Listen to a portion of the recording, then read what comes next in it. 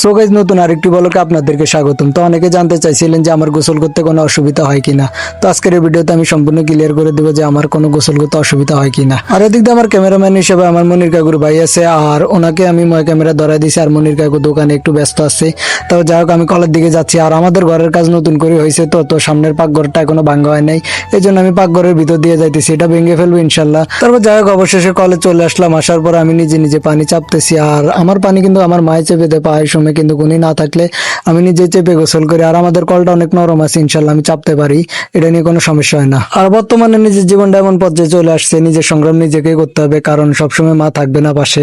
এই জন্য নিজেরটা নিজে করার চেষ্টা করি প্রায় সময়। আর আমি হুইল চেয়ারে কখনো গোসল করি না, আমি সবসময় চেয়ারে গোসল করি। আর হুইল চেয়ারে গোসল করলে কি হবে, হুইল চেয়ারটা তাড়াতাড়ি নষ্ট হয়ে যাবে।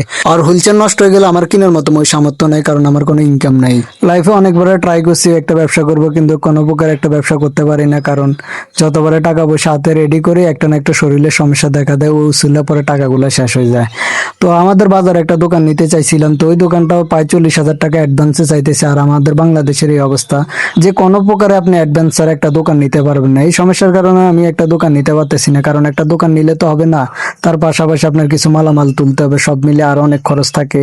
তো এত টাকা আমার পক্ষে সম্ভব না, এই জন্য একটা দোকান নেওয়া হয় না। আর দিন দিন এমন এক পরিস্থিতির মধ্যে পড়তেছি যে সামনের দিকে যদি আমি ইনকাম না করে আমার জীবনটা আরো অন্ধকার হয়ে যাবে, কারণ মা সবসময় থাকবে না, হয়তো ওনাকে একদিন চলে যেতে হবে। আমার বাবা যেভাবে চলে গেছে, তখন আমার দেখার মতন কেউ নেই। আর টাকা পয়সা থাকলে নিজে কিছু একটা করতাম।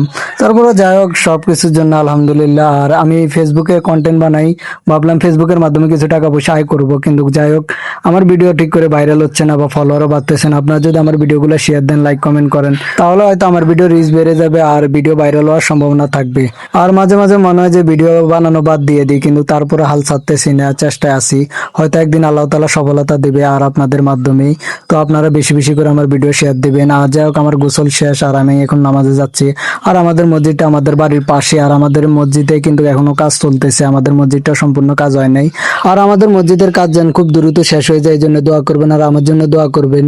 আর আমার ব্লগ এই পর্যন্ত। যদি ভিডিওটা ভালো লাগে তাহলে লাইক কমেন্ট শেয়ার করে দিবেন। ওকে গাইস, সকলকে অসংখ্য ধন্যবাদ।